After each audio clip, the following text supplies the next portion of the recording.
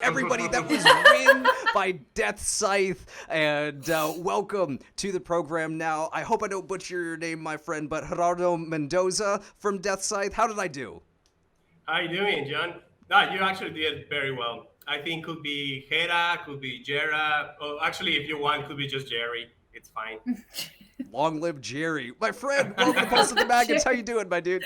You don't look like a Jerry at all. I'm not going to call you. Well, I mean, I don't know why, but here in Mexico, we translate that name into Jerry. I don't know why, but it's Jerry. Interesting. How you doing today, man?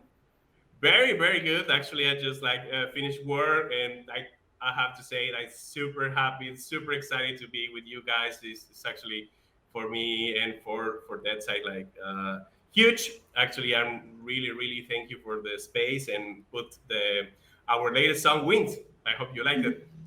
Hell yeah. Well, let's get into it then. Before we talk about the song and the band and everything like that, I mean, the sound that you guys have is, I mean, very quintessential metal, right? Cori and I have been talking about it.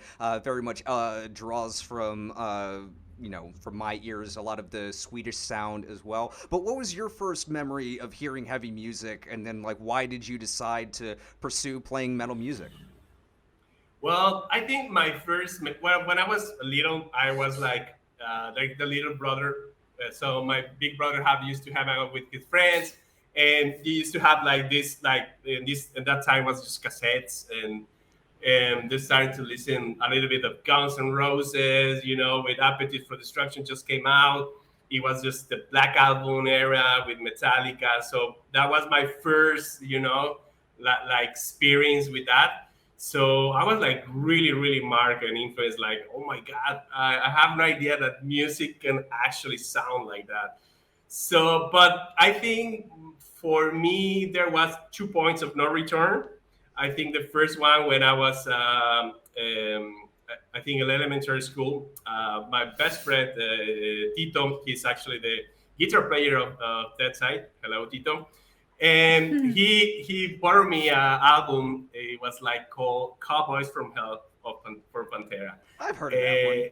I guess. a little bit low. So it was for me, oh my God, this is amazing. For me, it was exploding, with the heaviness and the raw sound. It was amazing. And another point, I think that was the time when I really decided to actually make music. So actually, I throw myself to start a band.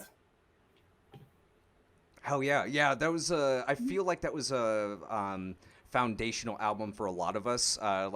When you said Cowboys from Hell, it reminded me of listening to it for the first time. And literally, dude, it was I bought the album from Best Buy, and literally 2 weeks later, Dimebag got shot, and it was just I had just started to discover this, and then I had no idea of the context or anything like that, and then it was after exploring into more albums and everything like that.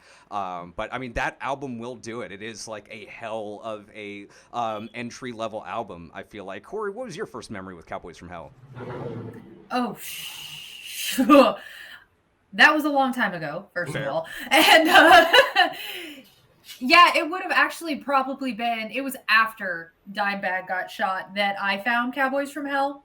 But yeah, I remember this is I want more. Oh, wait. Mm-hmm. Yeah, that was kind of my first disappointment in finding a band where I'm not going to get any more. That was that first moment of that kind of soul crushing defeat when you're not going to get any more. Yeah, it was a feeling of loss, and you you said, you're never going to have the opportunity to see them.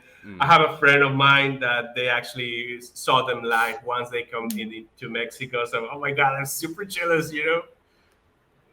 Yeah. So that sparked your love of heavy metal, and you guys started your band. And you can correct me on this one, but from what I was looking with your discography and stuff like that, from the last album that you guys released to the one of the first ones that you guys released was about 11 years in between all of that. How did you persevere through that? And what was that journey like to go so long between releases? Actually, it had been like a little bit like I will say like it was like a roller coaster in a lot of ways because um, we started to play around 2003 until 2009 ish. So after that, I went out from the city. I'm from Mérida, Yucatan. Mm. So I went then after the country because my like work responsibilities.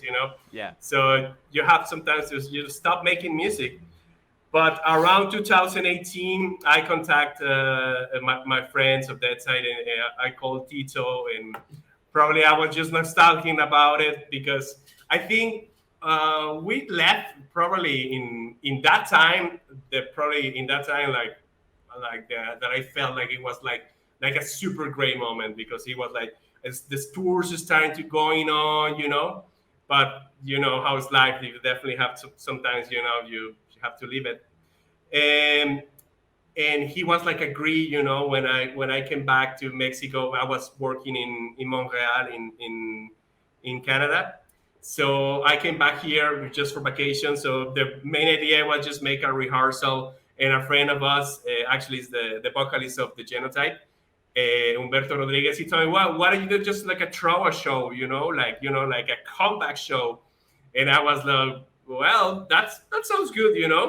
But I mean, all the memories, like coming back together in the rehearsal, like after 11 years not playing, and for me, and not actually not to see each other from some members than me, and it was like very touching. I mean, like hear our songs again, like playing live. It was like super cool show. We have like and I think that was a very decisive thing. So the reaction and how we felt about it. So we always like have more songs before, like we have like we never actually recorded before. So the idea was just recorded one song with a friend of mine that he's like a super great producer. It's called Ranch Spinoza. And we recorded our first song. It was after 11 years, called Darkest Hour. Mm. So that became the first single of that will became our like full album, because it was like, well, we already done one song, let's make another one and another one, and that became after Last Agony and Blood Moon and Rage, and suddenly we have the album Descending Into Xibalba. That's amazing. And I was going to ask if like any of the songs from Descending into Xibalba were like left over or anything, but that answers that question. A lot of it was basically getting back together, starting those juices, and there you go, creating an album, it sounds like. Yeah, well, Descending to Xibalba is a little bit of mix of like old songs that we never actually recorded, with some like actually really new stuff, like Enrage. That's a completely new song. Yeah, and actually, like we were like super insane, happy because for the reaction, at least here in Mexico, it was like super happy, and it was like pretty well. And after the pandemic came, so we actually have the opportunity to show the music. We in Mexico we have a lot of these online concerts. So we have like all the bands record a set and they like put it like a concert, and like everyone started to chat, and it's like super cool. We here in Mexico it was like a lot. So for us it was like super good because I think that was the starting point. Like the people are starting to know about us. I think one of the strong point of that side, I think, is like we really love the Gothenburg sound. Um, I talk about Pantera, but talking about the second like point of no return for me, it was the first time I listened to Only for the Week from In Flames. Yeah. And oh my God, that was the first time that I really want to try actually make some growl lyrics. And after I was like super, we really was like super influenced by at Arch Enemy and at the Gates. So we really we are like actually making music for what we was like listening back in the time. So I think it's what we're having now. Oh yeah, Cori, please jump in. Oh no, my question is off topic. So if you have another, like, I'd be switching gears. So if you have another go ahead. question, Let me double check. I think that no, we're good. Switch gears. Okay. So Descending Into Xibalba, that album, you pulled a lot of from the myths and from your cultural history and things like that for the lyrics and the themes on the album. Is that something you're planning to carry over into this new album where you're still, discussing a lot of those cultural themes and a lot of those myths? Because I mean, that was one of the things that I really loved about the last album is, yeah, you have the very like Swedish melodic death metal sound, but you're pulling in all of the Mayan culture to it as well and creating this, like, I don't know, intercontinental melodic death metal, which is just an awesome effect. Yeah, we're definitely going to go in that way. I think for us here in this region of Mexico, we are really influenced by the Mayans, because this was actually the area where the Mayans lived, and they have the big cities, and we actually here in Mérida we have like super close ruins, Chichen Itza, and all that pre-Hispanic mythology is so rich, so rich. Actually, I would say like same as rich and other mythology. We have the gods, the myths, and it's so actually it feels sometimes like right, because it really represents us as a band. Like we are like from Yucatan, so we really want to share this, right? So yeah, we're definitely going to that way. And actually, we like to combine stuff and like different subjects. But we have a really a song that it is talk a lot about that. It's called Blood Moon. So it's more that way. And we have like more personal songs like Darkest Hour or The Last Agony.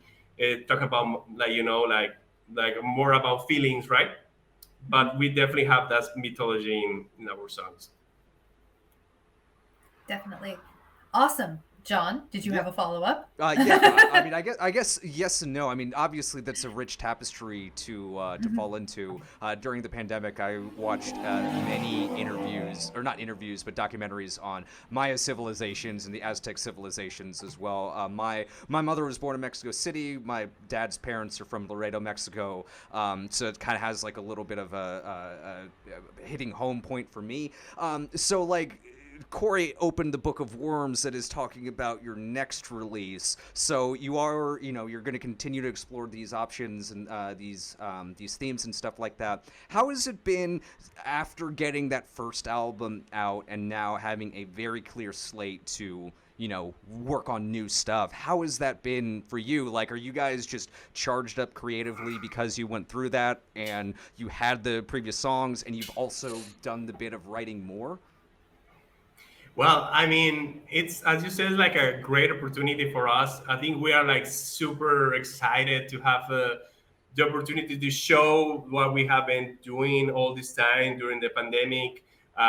We actually we write like 10 songs. So we have been very active, and we are really,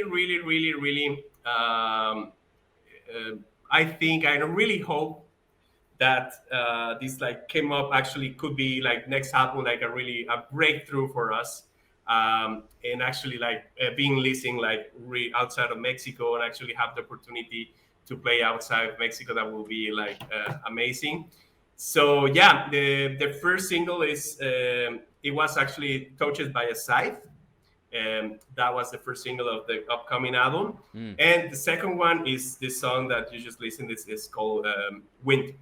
We're gonna be releasing a new song called Clear Fate next month with actually a video. And after that, we're gonna be releasing another song with an album. So probably it's gonna be in April. We're gonna have the new album. It's called Killing for Pleasure Forever. So stay tuned for that. Scoop! We got it, Cori. We have the scoop, the official word. You've heard it first right here on Knotfest. Hell yeah. So let's get into fantasy territory, right? Because you guys Fantasy are, territory. dude, I love fantasy territory. Let's do it. Like, you guys are still relatively new, still a very young band getting ready to release your, I mean, I guess we could call it second full length if you don't count the one from like way back in 2009. If there was one band, if you had to pick, say like you could have any band take you out on tour, which do you think it would be? I know it's a hard question. I'll give you a second, but we're in Fantasyland, man. Enjoy. Oh my God! Well, that's a tough question. I mean, I will. I mean, if we're like just like go nuts, Yeah. I would say the Gates. I mean, it's probably. That'd be a good show. I think it's for me. I mean, the most influential band, and I have the opportunity to saw them like twice, and it was like, oh my God, the best thing I ever seen. These guys just they're insane. I really influence us as a band, and yeah, I mean, I will be insane. Probably, I hope someday. Why not? Yeah. Okay, and so follow up to that one. So At the Gates is taking you all on tour, and they give you the option of picking the support. Who are you gonna pick?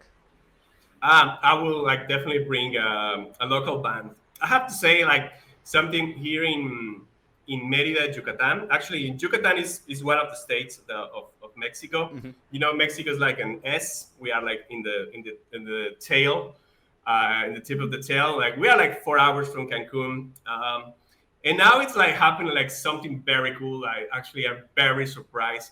The amount of like huge tsunami of bands and things that they are actually making here. And actually we are like super proud to be part of this movement. We have amazing bands like The Genotype, Overhate, Into the Chaos, and many more signals. A lot of bands that actually like are coming together, new bands and actually old bands that have came back with like crazy production. So I would like definitely pick one of our like brother bands here. I would say I will pick Uberhay and Genotype. Why not? They're like I was going to say great... Uber Hate is awesome. So if folks haven't listened to Uber Hate, that means that they're not following the Spotify playlist like they should be, because I put it on the Spotify playlist like a week ago. So go listen to it. Yeah, they are actually my favorite local band, and I just love them. I'm glad that you went that way. I kind of figured that you would, but hey, I always pose the question. Cori, take it up from here. Oh my. So man, I completely just blanked on the question I was gonna ask. I had it in my head. I blocked her from stealing the one you did. That any of I have. You stole one of my questions, which was the support one, because I was gonna follow up with that, which was rude. Just stealing my questions like a jerk. All right. So we talked about your formative bands. Okay, so on this next album that you gave us all these lovely scoops about, what is the thing that you think people will be most surprised about on this next album? The thing that is going to maybe catch people off guard a little bit? Something new that you've tried? I think we are very well known that being like what, of course, like a melodic death metal band. Like, but we are like more like a little bit more melodic. So now we're like having these songs like the next single, like more heavy, more into trash. Actually, it was like some of the songs it was like inspired because there was like we have how do you call it, like era, if you want to say it, or time that we were like super influenced. We were really listening a lot of Asesino. It was like a super heavy band, and so yeah, and we combine it also without like losing that. So this album have like the whole spectrum. So yeah, I think that people are gonna be a little bit surprised about that heavy songs. Definitely. Awesome. John, did you have a follow-up before I ask because I have the final question. I was going to do the final question. The most important question of the interview. Get ready for it. The one that like will define everything. Wow. What is your favorite dinosaur? I will say when I was a little, I will say Velociraptor for the first time I saw Jurassic Park. But then I realized that the Velociraptor is not actually a Velociraptor as we saw it on the screen. So it's actually more like a Utahraptor. Like a Utahraptor. It's Somebody like actually knows the Utah Raptor other than me. You're Corey's new favorite person. Yes, Okay. nobody else knows that dinosaur but me. I mean, it's actually the dinosaur that I mean, like, okay, this is more like actually the one that I love. Actually, I like kind of having some like playing a lot of Jurassic Park Evolution too, but like I just like binge it like a lot, like like making dinosaurs like crazy. So yeah, I would say Utahraptor. Why not Spinosaurus? I think it's like super cool that he can walk on four legs or two legs, like eat fish, and when I was little, I would like probably say Dimetrodon, but now but now I realize it's not actually a dinosaur, It's I think it's more a reptilian. But yeah, that's another subject. Sorry. Now I you're can just talk a showing lot off. about We go into dinosaur 101. We will be educating everyone on dinosaurs now. This is the scary part because you know that Corey's got a PowerPoint like already prepared that she's like, oh, I'm taking over the stream now. Here we go. This is what's going on. This is why you run the show, so I can't take over the screen and start talking about nothing but dinosaurs. Yeah. I mean, that's a good show. Like, you should definitely like make a show about just about that. I I'm would definitely go aboard. Yeah, I'm surprised that Corey hasn't hosted a Dino Metal show so far yet with the amount of dinosaur knowledge just packed into that brain. We listen to metal, we talk about dinosaurs. It's a good day. All right. Once you teach me how to run things, John, I will start a Dino Metal stream. Uh-oh, everybody That's a look good out. combo. Jerry, thank you so much for joining us today. So about a month, you said that there's going to be another track for everybody to look forward to. Yeah, it's called Killer Fate, and I can share it with you guys if you want. I'm pretty sure. I hope you're gonna like it. Hell yeah, awesome. Well, go listen to that when it's out. Go listen to Wind and Touched by a Scythe out right now. And also go listening to Descending into Xibalba, which is out right now by Death Scythe. Jerry, once again, thank you for joining us on Pulse of the Maggots. We appreciate the conversation. Thank you, Appreciate your guys. time. Yeah, man. Have a good one. I would like to say hello to all Death Scythe, Tito, Rafa, Davo, Kili. I love you guys. Aw. Fuck yes. Love it. Absolutely, man. Have a good one. We will see you next time, all right?